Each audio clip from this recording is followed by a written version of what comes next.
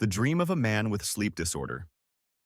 Every time he closed his eyes, Travis would dream of the same man, a silver-haired stranger who held him close, their bodies entwined in a haze of warmth and mystery. Worse still, as the dreams continued, it began to feel as if he were the one seeking that man out. The endless repetition of it drove him nearly insane. He couldn't rest, couldn't sleep. In desperation, Travis even considered consulting a spiritual medium, something he had always despised, just to find out what was happening to him. It all began with his mother. Even before Travis was born, his mother had been deeply obsessed with mysticism, talismans, rituals, and strange beliefs that frightened the neighbors. His father, unable to endure it, eventually left, abandoning them in a house full of incense smoke and chanting. Growing up, Travis lived in constant fear. His mother would channel spirits, call the dead, and draw the attention of the entire neighborhood until they were forced to move again and again. For 30 years, she lived in that world of superstition and tried countless times to drag her son into it. Travis came to loathe everything about mediums, shamans, and rituals, but when his mother called one last time, her voice trembling through the phone, "Just once more, come pick me up, please." This will be the last time he couldn't refuse her. On his way to meet her, a car accident took her life. From that day on, a strange illness took hold of him. He would suddenly fall asleep, as though hypnotized. In his dreams, he saw his mother, covered in wounds, calling his name in despair. But lately, those dreams had begun to change. Her image faded, replaced by that silver-haired man whose face grew clearer each night.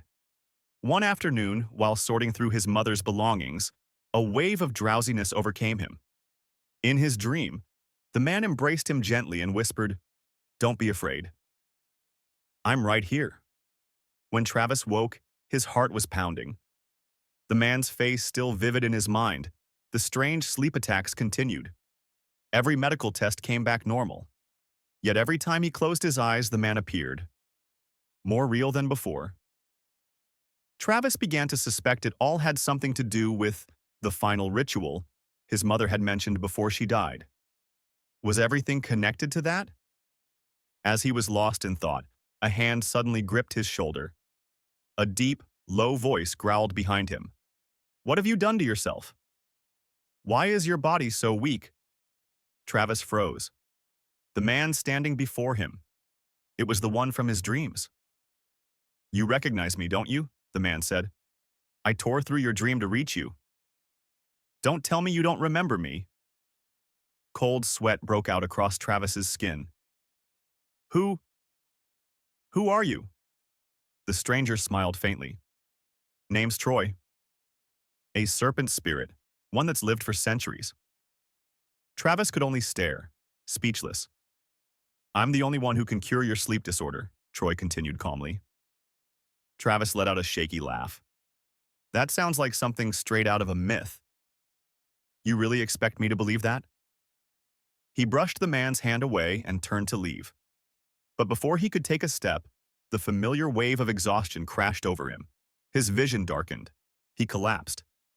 When he came to, he was lying in an unfamiliar room. Troy sat beside him, his gaze steady. "I didn't harm you. If I hadn't caught you, you would have cracked your skull open." Travis eyed him warily, got up, and made for the door. But Troy's hand closed firmly around his wrist. "I've been searching for you for a long time," he said quietly. "If you'll let me, I can change your body, break the curse that binds you." Travis yanked his arm back, anger flashing in his voice. "Enough. You're insane." Troy was silent for a moment. Then he said softly, "If you won't believe me, I'll show you." A warm current of energy swept through Travis's body. In an instant, his mind cleared. The fatigue, the drowsiness, gone. For the first time in months, he felt awake. But that very clarity terrified him. If Troy was telling the truth, had his mother been caught in the same curse all along? As he walked down the street, Troy's voice echoed suddenly beside him. "Now do you believe me?" Travis spun around. The silver-haired man was there, smiling faintly. "This time, you're the one who called me. And please, Don't kick me again. Then Troy said, You're under a curse. Help me find the 5 divine relics, and I'll lift it for you. Make a pact with me, Travis. He extended his hand, his fingers brushing against Travis's. If we seal this pact, I'll tell you everything about your mother and about the dreams. Travis shivered. He had spent his whole life hating superstition, yet now he was standing face to face with it, drawn helplessly into its depths. Later that day during class, Travis noticed one of his students acting strangely. The boy, usually quiet and brilliant, sat motionless as the pen in his hand began to move on its own. Before Travis could speak, a cold voice whispered by his ear. It's a spirit, isn't it? He startled so hard he dropped his own pen. Troy? How did you even find me here? He hissed under his breath. Of course I followed you, Troy replied, utterly matter of fact. Travis nearly shouted. I told you I needed time to think. A colleague frowned from across the room. Travis? Are you all right? That's when Troy murmured. They can't see me. Realization hit him. No one else could see or hear the man standing right beside him. Flustered, he muttered an apology and left the staff room. But as soon as he stepped into the hallway, he caught whispers behind him. They say his mother was a medium. No wonder he's seeing things. Troy scratched his head, looking awkwardly at Travis's expression. Are you angry? Travis shook his head. I'm used to it. But tell me, that thing controlling my student? What was it? According to Troy, it was a wandering soul, the spirit of someone who had taken their own life, searching for a host to possess. Without hesitation, Travis demanded to be taken to the boy. In a blur, Troy touched his shoulder. And the world shifted. They were suddenly standing atop the school rooftop. Teacher! Help me, the boy cried out. A dark mist coiled around him, his eyes vacant and lifeless. I only got those perfect grades because it helped me, the boy whispered brokenly. If I could be good enough every time, maybe my parents would finally be proud. But since I can't, I'd rather just disappear. He stepped toward the swirling darkness. Travis lunged forward, grabbing him, and the black mist surged into him instead. Pain shot through his body. His knees buckled. Troy's face darkened. Humans, always so foolish, so eager to sacrifice themselves. With a sigh, he lifted Travis easily and turned to the terrified boy. Instead of clinging to the dead, learn to hold on to the living. When they returned home, Troy saw that Travis's body was nearly consumed by the dark energy. He was barely breathing. Troy had no choice but to channel his own life force into him. Slowly, color returned to Travis's face. His breathing steadied. He stirred, eyes fluttering open. I told you not to throw your life away, Troy said, arms crossed. Travis blinked, realizing his clothes were rumpled and that Troy looked oddly flustered. The silence between them was suffocating. Finally, Travis reached for a handkerchief and muttered, Thank you for saving me. Troy laughed softly. Every time I save someone, I end up being misunderstood. Face burning, Travis turned away and hurried into the bathroom. Leaning against the wall, he exhaled deeply. It was just healing, like a doctor's treatment. Nothing to be embarrassed about. He repeated it to himself until his heart calmed. When he came out, Troy was sitting by the window, smoke curling around him. You smoke? Travis asked. Not cigarettes, Troy replied, holding up the bronze pipe. It's cleansing incense, to drive away the filth in this place before we talk about serious matters. As the smoke cleared, Troy's voice grew solemn. Now, let's discuss the pact. Travis hesitated but nodded. I'll help you break the curse, Troy said. In return, you'll help me find the 5 divine relics needed for my ascension. Travis lowered his gaze. Before that, I want to know more about my mother. Troy was silent for a moment, then spoke quietly. When humans die with heavy resentment, their souls can't pass on. Sometimes they appear in the dreams of the living, seeking release. Your mother was one of them. Travis trembled. When I tore open your dream to bring you out, Troy continued, her spirit was scattered. You won't see her again. Not in dreams. Not anywhere. Tears streamed down Travis's face. She just wanted me to remember her one last time. Troy's voice softened. I can perform a rite to free her soul. She won't have to wander anymore. Travis lifted his head, eyes glistening.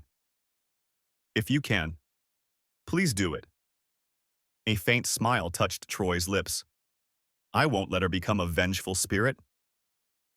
When their pact was finally sealed, Troy stood and looked at him, amusement flickering in his eyes. The agreement is made. But why are you still keeping your distance? Travis cleared his throat, flustered. You have a way of appearing that's hard to get used to. Troy laughed softly. Then let's practice again. Last time, the energy transfer wasn't deep enough. Travis blinked in confusion. Wait, what? But Troy only leaned closer, a half-smile curving his lips. Relax. It's just for healing. And so, in that faintly perfumed room, Travis once again felt the warmth of that strange, gentle presence. A ritual that was equal parts healing and binding. His heart wavered between embarrassment and an inexplicable trust. While Travis struggled to calm his racing pulse, Troy remained composed, focused only on completing the treatment. Every time he thought about it, Travis's face grew warm again. He reminded himself, it's just therapy, nothing more. When it was over, Troy extended his little finger toward him, smiling faintly. Let's seal the pact. Travis blinked in disbelief. Wait, seriously? A pinky promise? Like kids do? Troy gave a small, amused smile. Exactly that. Still hesitant, Travis slowly extended his little finger. Their pinkies hooked, thumbs pressed together, and for a fleeting moment, Troy's expression turned solemn. From this moment on, he said, the pact officially takes effect. Travis frowned, confused.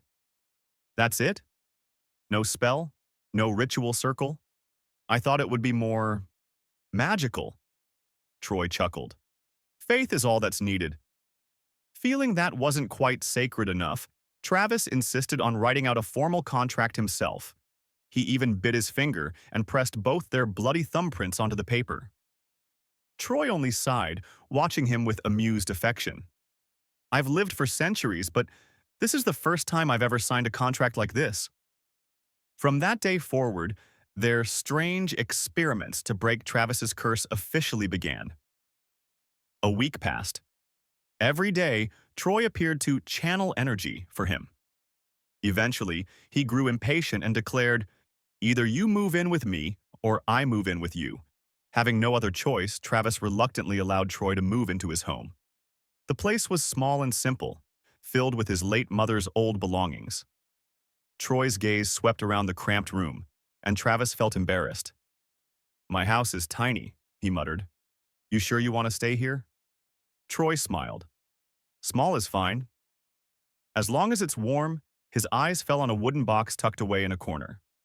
That, Travis explained quickly, was my mother's. Inside are charms and old scriptures she bought for good luck. Burn them, Troy said calmly. Keeping such things only invites misfortune. As they cleaned up, Troy found a silver dagger. Travis explained that it was his mother's talisman, said to grant wishes to those with pure hearts. Troy tossed the dagger back to him. Keep it. It might help us locate the divine relics. Since Travis had the day off, Troy dragged him along on a trip. They traveled to a place known as the Devil's Bridge, and beyond it stood a magnificent palace-like building. A young boy ran out, clearly distressed. Please help me. This client is impossible to deal with. Travis gawked. This is your house? There, he met Peter, and noticed a faint blue flame floating beside him. When he asked, Peter explained that it was the soul of a client. To Troy, the souls appeared only as vague mists, but to Travis, they had faces, distorted, twisted, and painfully human. Their task this time was to retrieve another divine relic. However, the trapped spirit refused to reveal its location. Only when Travis raised the silver dagger did the entity finally transform into a young bride in a wedding gown, her face serene. She thanked Travis softly for awakening her. Through her story, Travis slowly understood. For years, his mother's prayers had not been for magic or miracles, but for the return of his father, who had long abandoned them. The spirit of the bride revealed that she had been poisoned by her husband on their wedding night, all for the sake of a family heirloom. Unable to rest, she became a wandering ghost, yearning forever to complete her wedding night. She set a condition. If the two of you can recreate a night like that of a real couple, I will let go of everything. Both men were stunned, faces flushing with embarrassment. But for the sake of their mission, they agreed to perform the symbolic ritual. When it was done, the spirit bowed in gratitude and told them the relic's location, a sunset stone cast into the river. Troy immediately dove into action, retrieving the gem. On the way home, Travis was unusually quiet. He finally asked, voice low, "Troy, do you think my mother might have become like her after she died?" Troy's answer was calm. "Don't dwell on it. Once we collect all 5 relics, I'll make sure your mother's soul finds peace." Then he tugged gently at Travis's sleeve. "Come on, let's go home."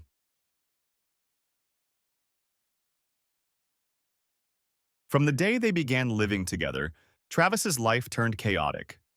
Troy moved like a shadow, silent, graceful, and always far too close. Sometimes Travis could feel his breath against his ear for no reason at all. They even had their share of domestic battles. Eventually, Travis won a small victory. Troy had to adapt to human routines. The man didn't even know how to use a smartphone, still carrying an old-fashioned pager. Bit by bit, Troy's presence filled the small house. His belongings multiplied. His scent lingered on the furniture. And soon, Travis grew accustomed to having someone beside him every night. Whenever Troy teased him too much, Travis would only sigh, warning, "If you don't want me to handle you, then keep your hands to yourself." Troy would fall silent, pretending to sulk, and Travis couldn't help but laugh softly, his irritation melting away. They talked often, about friends, regrets, and the quiet, ordinary warmth of daily life. Travis had never imagined he would one day share his mornings and nights with someone like this. But just when he had begun to grow used to that peace, Troy's expression changed. He would sometimes stare into the darkness behind Travis, his gaze sharp and unreadable.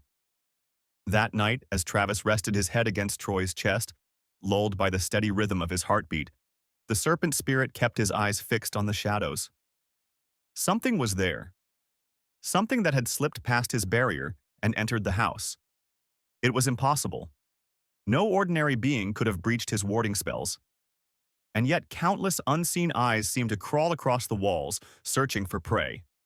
That night, Travis dreamt again, vivid and disturbingly real. When he awoke, his pulse was racing, sweat cooling on his skin. The house was quiet. Troy was gone.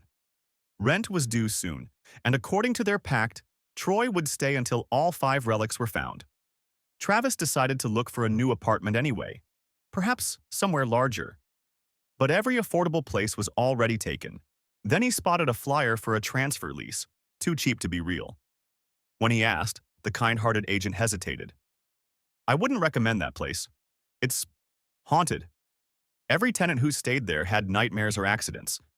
None of them left unharmed." Travis fell silent, thinking of Troy.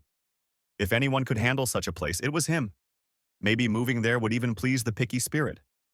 And so, Travis decided to rent the haunted apartment. Seeing he couldn't dissuade him, the agent reluctantly told his own story.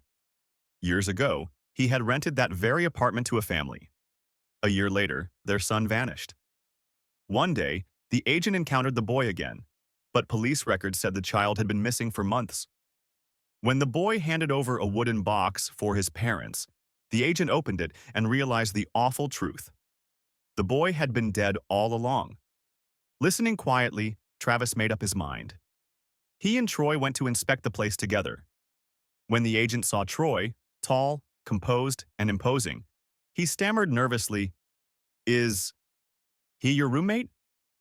Travis could only laugh awkwardly. Inside the apartment, a wooden box sat in the center of the floor. "That's the same box," the agent warned. "Don't open it. Whatever's inside is dangerous. Troy, of course, opened it without hesitation. A chill spread through the room. Inside was not just icy air, but a sealed scroll bound with faded talismans. The agent fled to the hallway, trembling. Troy and Travis exchanged a look. What was supposed to be a simple inspection had turned into another clue, a trace of the second divine relic. Ignoring all protests, Troy unfurled the scroll. At first glance, it seemed ordinary. Then, after a long pause, Troy burst out laughing softly, as if everything had just clicked into place. "This is the relic?" Travis asked skeptically. "It doesn't look divine to me." Troy flashed a grin, revealing a sharp fang. "You really are lucky." "The relic seems to seek you out on its own." Travis frowned, uneasy. "It feels ominous. Why keep something like this?" Troy tapped him lightly on the forehead. "You still don't get it? This is the divine relic." "The first one was a stone from a river," Travis muttered. "Now it's a creepy painting." "None of this makes sense." Troy tousled his hair with a small smile. "I find it strange too. But for some reason, everything appears because of you." Just then, he sensed something lurking in the apartment. He caught a flicker of shadow, a trembling spirit named Liam. The ghost begged for mercy, claiming he meant no harm. Once a factory worker, Liam had lost his fingers in an accident, was fired, and died alone in despair. The landlord, fearing he couldn't rent the place, hid the death, creating a curse of resentment. Troy was ready to punish him, but Travis intervened, asking for leniency. Grateful, Liam's form turned clearer, a weary, gentle man bowing deeply. "I only wanted someone to hear my story," he said. "I never meant revenge." Then he vanished peacefully, leaving the room silent once more. Afterward, Troy revealed that the scroll truly was the second relic. It could manifest a person's thoughts into reality, a power both miraculous and deadly. Ever since bringing it home, an unspoken tension had grown between them. Troy's eyes lingered longer on Travis. He began gifting him rare charms, saying they would protect him from spirits. Travis couldn't tell if it was genuine concern or simply part of their pact. And between them, the fragile line of restraint grew thinner each day. One evening, Troy handed him a small ancient talisman. "You've seemed uneasy lately," he said. "Keep this with you. It'll keep you safe." Travis smiled faintly. "You talk tough, but you're soft-hearted." Troy froze, caught off guard by that gentle smile. For some reason, his heart skipped a beat. Since then, something between them began to shift. Subtle, wordless, undeniable.